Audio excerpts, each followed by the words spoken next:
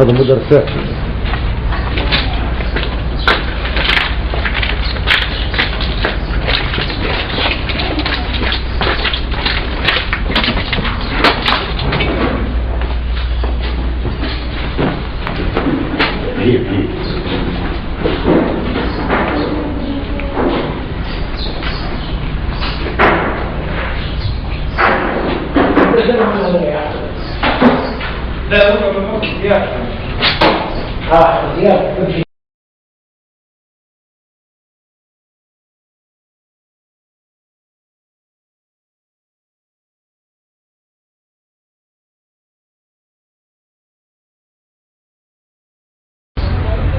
في فجر هذا اليوم قامت قوات الصليبية الغاشمة بقصف هذا المبنى، وهو يضم 15 جمعية أهلية.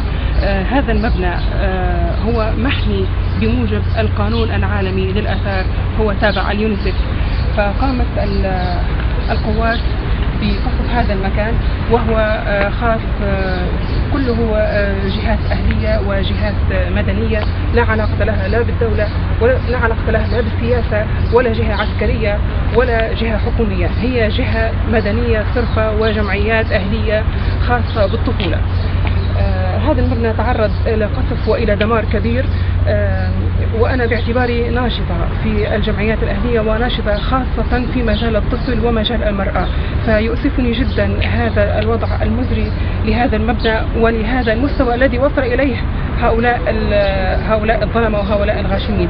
أي مبنى يستهدفونه، هذا فعلا واضح، ما هواش مبنى عسكري ولا أي شيء، هو مجرد مبنى مدني به بعض الجهات العاملة في مجال الطفولة، جمعيات أهلية وخيرية، تعرض إلى قصف كبير جدا وأضرار مادية كبيرة جدا.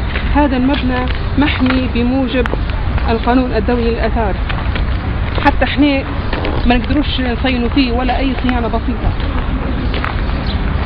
انظروا إلى هول المبنى، انظروا إلى هول الدمار. احنا ما نقدروش حتى ممكن اللون ناخذوا إذن باش نغيروه، فكيف صار هذا؟ أنا ناشد كل المنظمات، ناشد كل العالم، انظروا إلى الحقيقة.